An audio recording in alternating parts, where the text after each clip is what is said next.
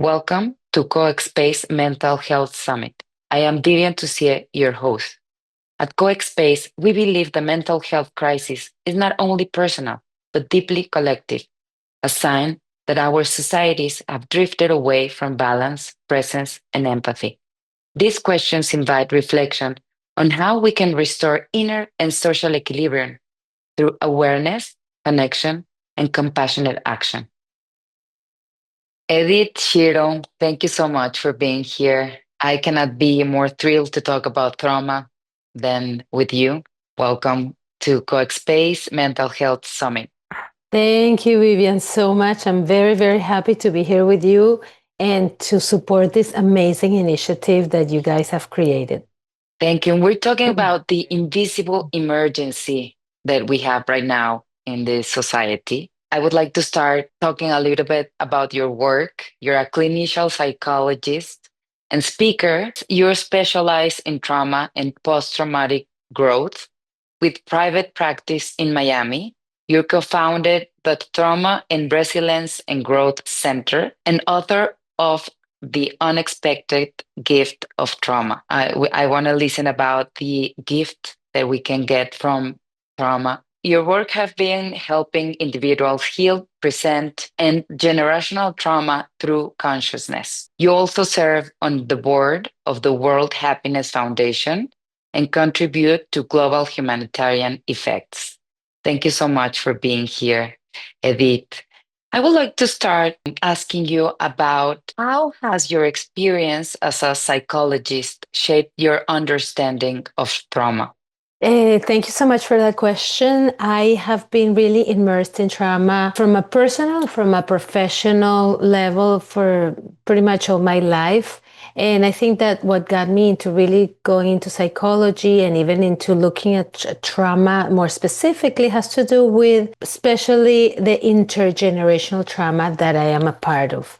I am the daughter and granddaughter of Holocaust survivors, refugees of war, persecution, immigration, and part of it, even though I didn't live it myself, most of it, because I grew up in Venezuela in a community of immigrants and refugees. This is part of my DNA and part of what has shaped the way I understand the world early on in my life. I was always very curious to see why people that went through very difficult experiences, some of them were able to come out and do really well, and some of them were stuck and developed PTSD and were not able to overcome their trauma. So this is how I've always been super interested in looking at the factors and the variables that have really made a difference, and said, okay, what is it about us human beings that we can go through very difficult, challenging, adverse situations, and what has to happen for some of us to overcome it, not only overcome it, but really thrive, grow, make it into what I say, this unexpected gift. And other people are not having maybe the tools or the resources or some of the indicators that have researched and talk about that really create that possibility. Can you explain a little bit more about those resources and tools that an individual who can thrive through trauma and can overcome it, and the ones who are not, they're stuck in the trauma? And how do you describe that trauma in the mind, emotions, and body? Yeah, let's that's really good that you're asking, because I have really expanded the definition of trauma, not in the way that we used to understand it, maybe related to veterans of war or to very early ways of defining trauma back in the 70s and 80s and even back in the time of Freud. But this is more an understanding of anything, any experience that has shattered or shaken the belief system that you have about yourself, about the other, or about the world, for which you don't have the tools or the resources to deal with. So anything that really breaks your understanding of who you are, or who other people are, or who the world, and you are left not knowing what to do. You are left in this state of flight, freeze, or fawn, in which you uh, don't cannot deal with it, cannot process it, cannot process the event. And from my perspective, it has a lot to do with relationships. I'm very relational in the way that I understand trauma. So trauma happens in relationships, and trauma is healed in relationships also. And sometimes it's not just the event that happens, but it's how the relationships around you are being affected when you experience trauma. So even when we're having I'm giving you an extreme example of um, um, the hostages, let's say hostages of war. It's not just the experience of being a hostage, which is extremely traumatic, but then we have to add the trauma of being reinserted into society, for example. So how are your relationships with your loved ones, with your children, with your spouses, with your family, that is also being affected, so that, when a child is being sexually abused, it's not just the abuse that is happening to the child, but when he comes home or she comes home and says to her parents, I'm being abused, or there's something that is not right, and the parents are dismissing that, that is already another level of trauma, another layer of trauma. So I'm very expansive in the way that I define trauma, and also very systemic. It's not about the individual, it's about the family, about the community, about the culture, that also can be the defining factors of what makes a difference in how you can do better or you can do worse in terms of dealing with trauma. Thank you for that explanation. And here at COEXPACE, we're talking about society and culture and the times we're living in. Can you describe a little bit of what we can do as a society to better outcomes for trauma and better, family systems, relational systems? Of course. So one of the reasons why I wrote my book, The Unexpected Gift of Trauma, is precisely to give word, to give language to the experiences of trauma and healing. And also, and more importantly, is to give hope.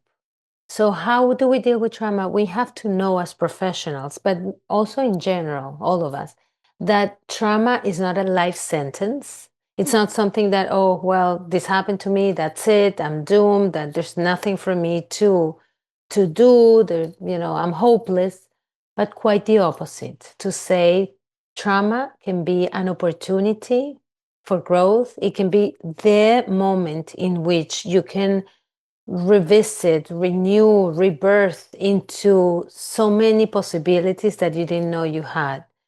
Um, and that's something that I wanted to share as a message, to say there's hope, there's a light at the end of the tunnel.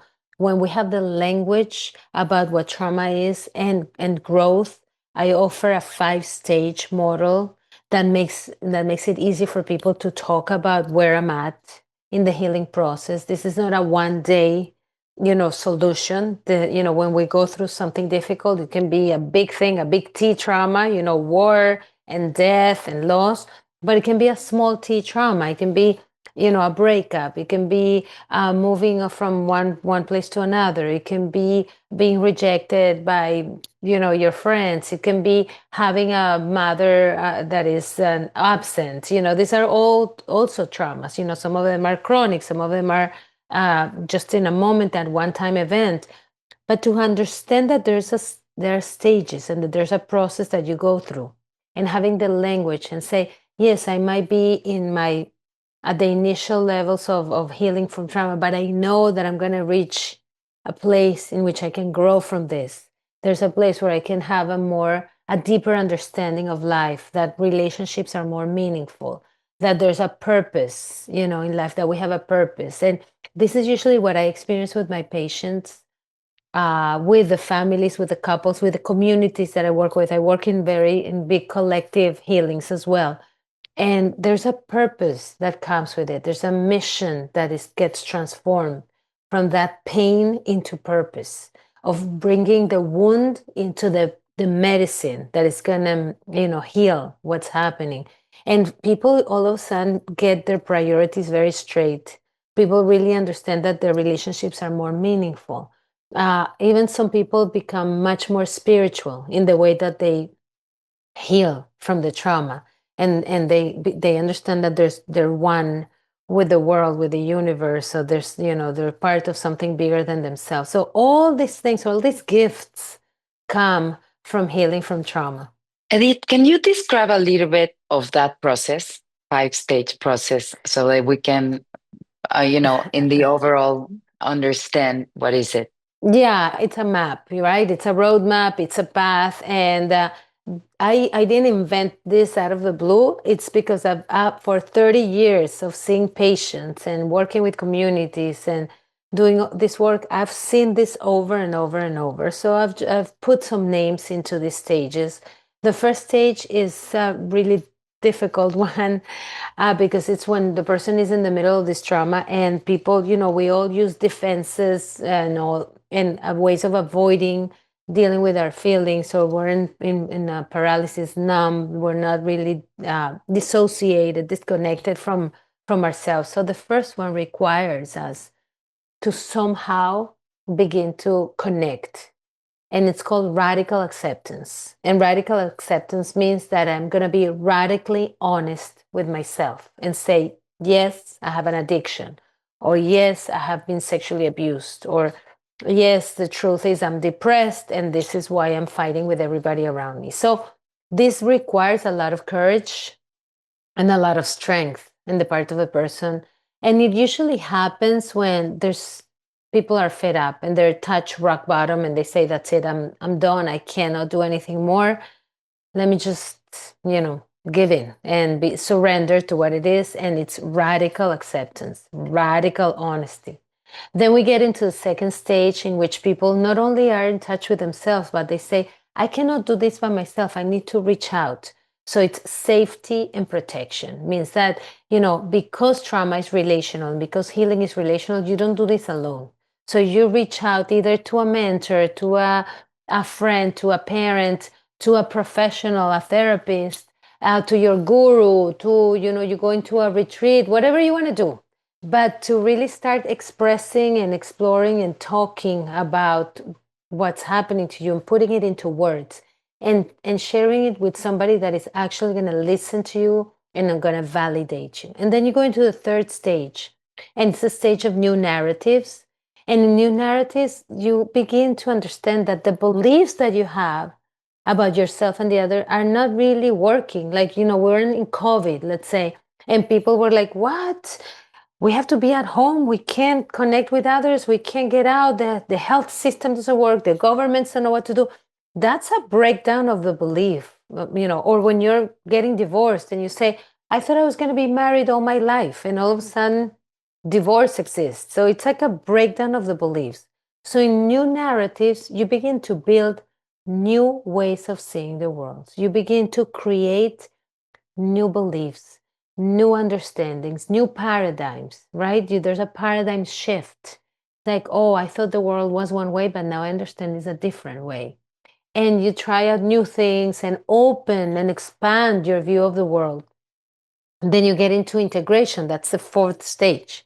And integration is when you're capable of looking at the old and looking at the new, and see the whole picture. At this stage, people are able to talk about their traumas without being triggered. So this is when my patients say, yes, I was sexually abused, and then, but I am also, a very courageous person. Oh, yes, I was divorced, but I'm also a woman that has been able to do, this, that, and the other. Or yes, I was a soldier and I was traumatized by the war, but I also have been able to create a new family, a new job, a new perspective in life. So it's a really integration of your whole story. And that gets you to the fifth stage. And the fifth stage is the stage of wisdom and growth. This is when we achieve post traumatic growth. And this is a little bit of what I told you, when you really start seeing the gifts. This is when relationships become more meaningful, when your priorities are very clear. This is when you really understand some of the purpose, your life purpose. A lot of people at this stage, a lot of my patients say, I know why I'm waking up every morning. I know I have a purpose in life. And they're very aligned with what they want to do. This is when people become of service, like maybe you and I that are therapists that are, creating centers and, initiatives to help other people. Why? Because not only we're healing ourselves, but we're also capable of helping others or healing others or being in service for other people. And this is when you see, the firefighter that went through so much and then he's the one that helps everybody in the community, or the sexual abused woman that opens a center for abused women, or the teacher that is teaching, what he didn't know when he was a child that was being bullied, and now he's helping all the kids in school to deal with bullies. So this is what happens in this fifth stage, and it's a beautiful, beautiful thing to see.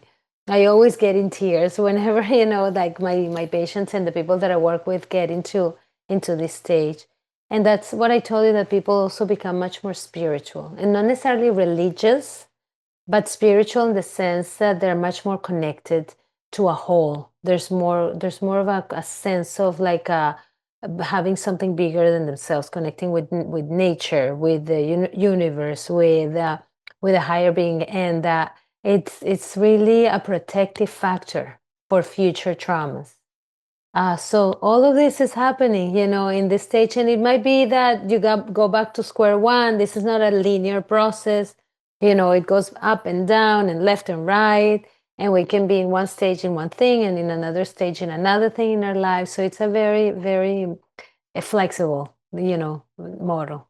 It's a great perspective. And we're living in a post traumatic or traumatized society. How can we relate those stages to the stage we're going through nowadays in the society, in the world? Yes, and I think that different parts of the world are in different stages right now.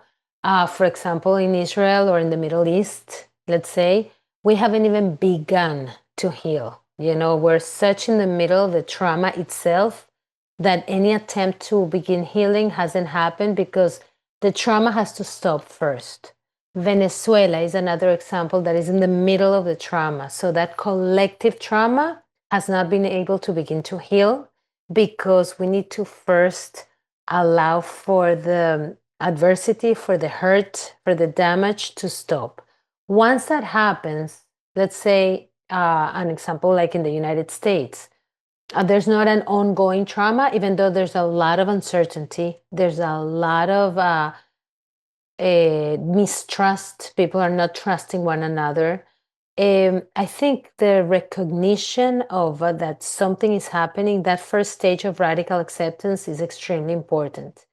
In places like Mexico, for example, I love talking to the people in Mexico, and I've done a lot of work there too, because we also have ancestral trauma. We have not only intergenerational trauma of slavery, of wars, but we also have this historic trauma that has not been recognized. So, Mexico, for example, carries a lot of that a lot of members in the society feel invisible, talking about invisible emergency. There's no name for the wounds, right? We go around, we walk in the streets, and we are not being recognized for the wounds and the microaggressions that happens every day. So I walk in the streets of New York. I lived in New York most of my life. And I remember at the beginning, as an immigrant, I might have been discriminated against for my accent. It still happens today. Maybe for my accent, maybe for the way that I behave, maybe because I'm overly affectionate with people, in a culture that is not used to that. And then the reactions of other people are microaggressions that you might see like, okay, nothing happened, but they accumulate over and over and over. And there's no recognition that this is what's happening. So when we have such levels of discrimination, of racism, of not acknowledging the the historical and ancestral wounds that have been there and that people are carrying every day, what happens? We got fragmentation, we have isolation, we have polarization, which is what we're living in right now, right? There's a lot, not just the traumatic, it's the polarization of society. And until we talk about these invisible wounds and these invisible traumas that are happening that nobody wants to mention, we cannot begin to heal. So always my recommendation is let's open for conversation, for dialogue in which people can feel free and validated and acknowledged about their own experience. And then from there, then we can talk about negotiating how we can do that, no?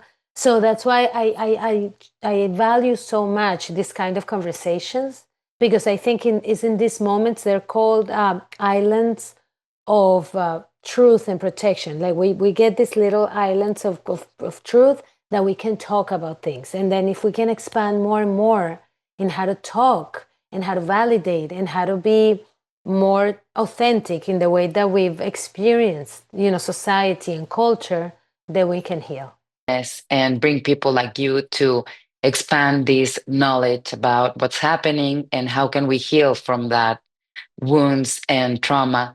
And I would like to finish asking you, what is your vision for a culture that truly supports emotional resilience and well-being? So what would a culture look like if they truly support emotional resilience and Yeah, your well-being? vision, the more idealistic vision for the Yeah, I love future. it. I love it. I think I function from that place of having visions, because if I don't embody that in that moment, it doesn't happen, right? So one of the things that I do every day in my life is bring that vision into everybody I work with and everything that I do. And what is that vision? Is creating consciousness and awareness in every interaction and in every piece of work that we do, is that let's become more and more aware about who we are in the world. My I think we can get there, and I think we are on our way to have more light, to have more freedom, to have more of an understanding. Look how we are now having mental health in the center and upfront in our issues, which that didn't happen 10 years ago, even 8 years ago, that didn't happen. So the fact that we can talk about mental health, there's recognition of emotions, that people are beginning to have more of a language about that there's more of an understanding that we need to have spaces for healing, and more for that. And I wouldn't even say just to heal when trauma happens. My vision is to have even prevention before it happens. And how do we do that? My one recommendation is social connection. For me, the key to all is for people to become much more socially connected, much more relational in their interactions. That's why social media and some technology has had the opposite effect. And I think part of it is learning and understanding that we can use artificial intelligence and social media to make it more real relationships and not more disconnected relationships, right? I think that creating a society that has space for connection, for sharing, for having mental health in the forefront, to have emotions being validated every day, that people can freely talk about that people can have consciousness about what they bring into their everyday life. I think that will make a big difference, and I think we're doing that. At least I am putting my grain of salt into making that happen every day. Yeah, we're doing too, and we're doing that as well. Thank you, Edith Shiro. Where can we find your book? Where can we find your work? Yes, so please go into my website. It's www.dredithshiro.com. There's a lot of information there. I'm in Instagram, Facebook, LinkedIn, or YouTube at Dr. Edith Shiro. My book is really already translated in 12 languages, which I'm very, very, very proud of. And you can find it, of course, in Amazon. You can find it in bookstores here in the United States, anywhere in the bookstores, also in different parts of the world. Also, you can find it in Kindle, in Audible, in hardcover, soft paper, paperback. So really, no excuse not to read it, no excuse not to have it. And if you can find it, call me directly and I'll get one for you. But I think it's been Beautiful. it's been wonderful to see how this book has, helped so many people and really accompanied people in their process of change.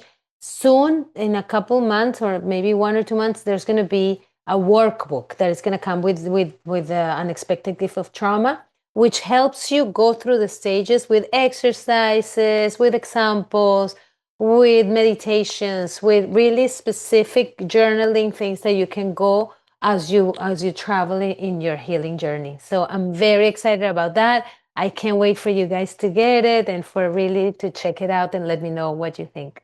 Amazing. Thank you so much for the work you do. Thank you so much for being here. And we'll keep in touch Yes, in thank you. healing the trauma. Thank you. Absolutely. Thank you for this beautiful invitation, this beautiful interview. And you have me as a collaborator and absolutely supporting this beautiful COEXPACE initiative. Thank you.